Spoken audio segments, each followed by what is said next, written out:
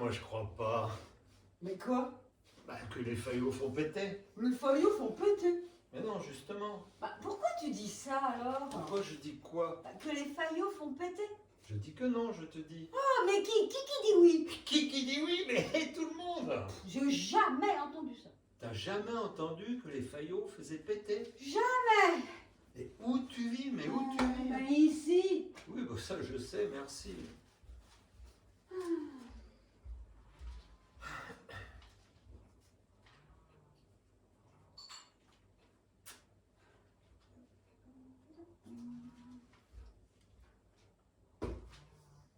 Ah.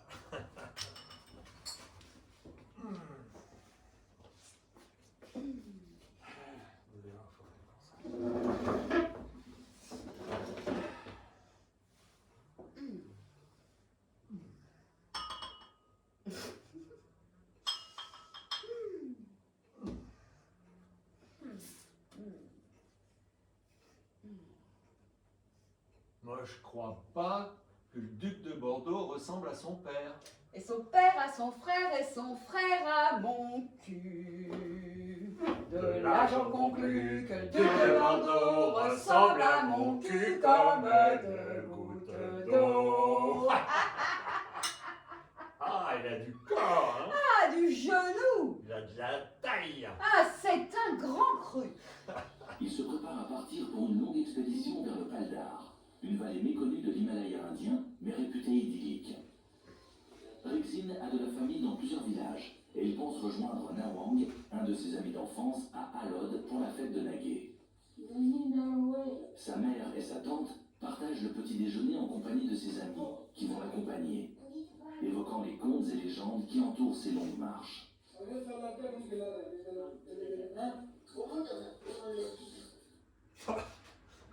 Ah, moi, je crois pas au Yeti, hein.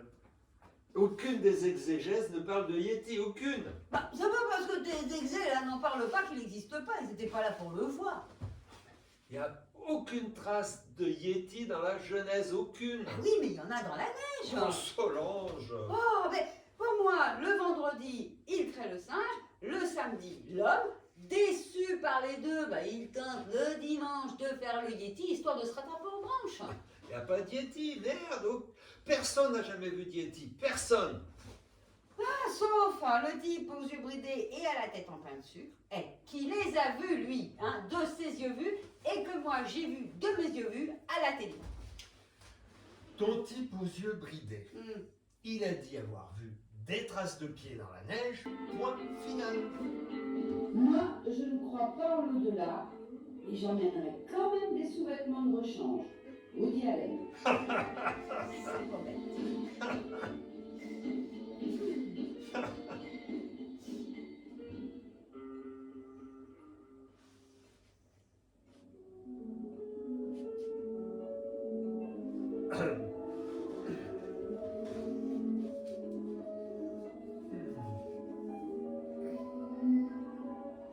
Si vous avez les esgourdes un peu délicates, faites gaffe ce soir, car j'ai là quelques clients qui n'ont pas leurs escalopes dans leur fouille et qui sont bien capables de jacter des vertes et des pas mûres. Je vais quelquefois dans les écoles et il y a une question qui est terrible, qui vient de temps en temps à la bouche des enfants.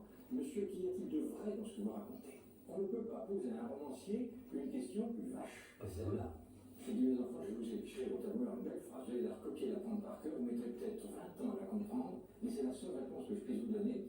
Et j'écris la phrase de Cocteau, je suis un mensonge qui dit toujours la vérité. On écrit toujours un roman sur soi-même, qu'il soit à la recherche ou sanatorium. On écrit quelque chose sur ses propres vices. Moi, je crois pas que c'est lui qui écrit tous ses livres, hein. Eh ben, moi je pense au véritable auteur, hein, qui se tape tout le boulot et que personne ne connaît. Le nègre? Un mec, t'es sûr? Ah bah ça, je suis sûr, oui. Bah, il ne paie pas alors. Alors, si ça se trouve, c'est le grand Flandrin de Bègue qui se goinfre tout le pognon. Même s'il écrit pas. C'est lui qu'on connaît. Le nègre, on connaît ni sa tronche, ni son nom. Victor Hugo? Alors, Molière, par contre, Molière? il y avait un nègre. Non. Ah ben, Corneille. Corneille aussi? Corneille était le nègre de Molière. Ah non mais attends, mais c'est incroyable, je ne savais même pas que Corneille était nègre. Bah moi je crois que tu es nerveux. Moi, je crois pas. Bon là, je te laisse le temps de me dire ce à quoi tu ne crois pas ou j'enchaîne. Je crois pas être nerveux. Moi je crois que si. Je ne suis pas nerveux, ce sont les autres qui m'énervent. Quels autres? À ton avis, Attends parce que là je t'énerve. c'est rien de le dire. Non mais et toi, tu crois pas que tu me fais chier avec tes moi je crois pas? Ah, je te fais chier. Et pas qu'un peu. Eh ben, ravi de l'apprendre. Et si tu veux tout savoir ce à quoi tu crois ou que tu ne crois pas, et ben il y a belle lurette que je m'en tamponne le coquillard. Alors, ne disposant pas de coquillard, je te suggère de t'abstenir de te le tamponner. Et pourquoi je n'aurais pas de coquillard? Le coquillard est un attribut masculin. La coquillette, elle est féminine. Alors tu peux te la tamponner à loisir. Mais c'est quoi au juste un coquillard? C'est masculin. Oui, ben masculin ou pas, je me le tamponnerai si je veux, que ça te plaise ou non. Alors ça, c'est très féminin. Quoi? Qu'est-ce qui est très féminin? Se tamponner un vocable dont on ignore le sens. Pardon, mais tu as dit fatwa? Oui, j'ai dit fatwa, oui. Mais c'était pour éviter de dire... Quoi? Je connais même pas le mot.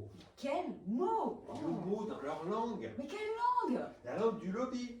Langue du lobby? Voilà, je l'ai dit. Putain, tu me l'as fait dire. Merde. Mais t'as dit quoi? Ah, t'as vraiment besoin qu'on te mette les points sur les i, toi, hein? Il n'y a pas de i. Qu'est-ce que tu dis? Bah, il n'y a pas de i. Y a pas de i. Bah non, un y. Mais de quoi tu me parles? Ah bah attends, j'ai peut-être nul en maths à mon orthographe. Oh, ne ressors pas tes prouesses scolaires, s'il te plaît, c'est pas le moment. Mais prouesse ou pas, dans le i, il n'y a pas de i. Alors, d'après toi, je saurais pas écrire lobby. Ah mais t'as dit i, Henri. J'ai dit i. Mais quand? Quand j'ai dit i? Ah, lobby au singulier, ça arrive avec un y, et au pluriel, c'est i-e-s. Oh,